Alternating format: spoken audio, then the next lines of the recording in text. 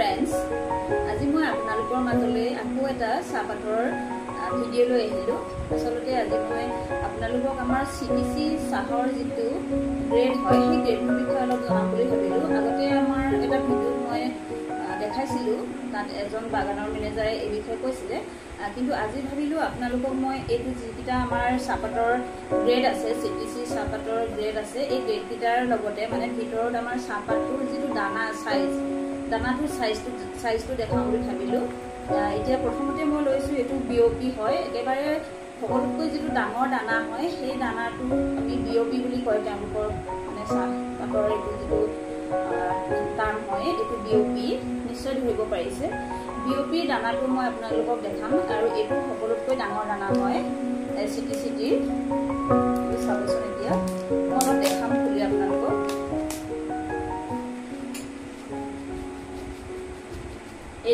এটো দানাটো ইয়াৰ যথেষ্ট ডাঙৰ হয়, নিশ্চয় ধৰিব পাৰিছে। ইয়াৰ দানাটো বহুত ডাঙৰ হয় আৰু এটো বিওপি হয়। ইয়াৰ পিছতে আমাৰ যেটো চাহৰ দানা আছে, নেক্সট গ্ৰেডটো হৈছে বিওপি এসএম। বিওপি এসএম মানে ইয়াতকৈ অলপ ইয়াৰ সাইজটো অলপ সৰু। এটো আপোনালোকক দেখাই আছো।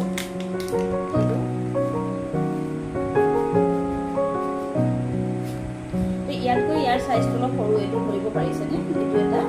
এটো চাওকচোন, এটো বিওপি এসএম হয়। আসলে তেওঁলোকে মোক এই স্যাম্পলখিনি দি পঠাইছিলে আৰু মই আপোনালোকক দেখাম কৰি থাকি গৈছিলে। আজি ভাবিলো আপোনালোকক দেখাই দিও। তাৰ পিছতে আছে ইয়াৰ পিছৰ দানাটো হৈছে বিপি। এটো বিপি হয়।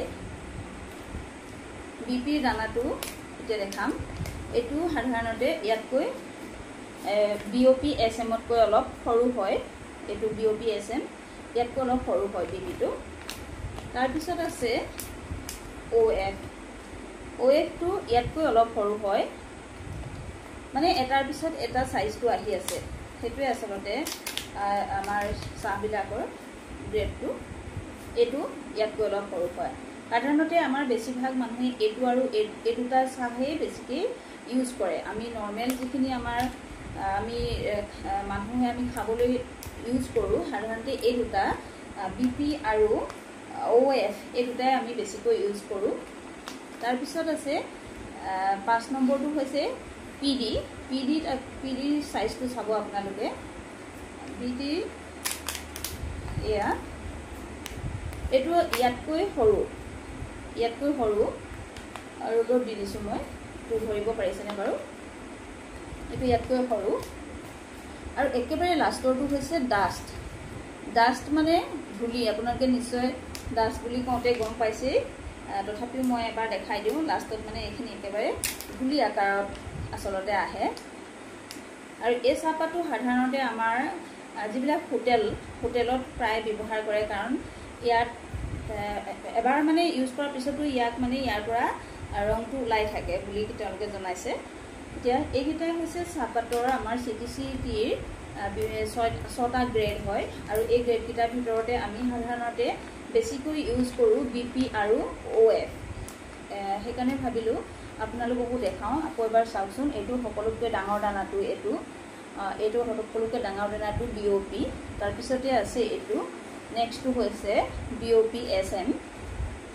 তাৰপিছতে আছে বিপি, এইটো বিপি হয়। তাৰপিছত আছে OF। তাৰপিছত আছে PD।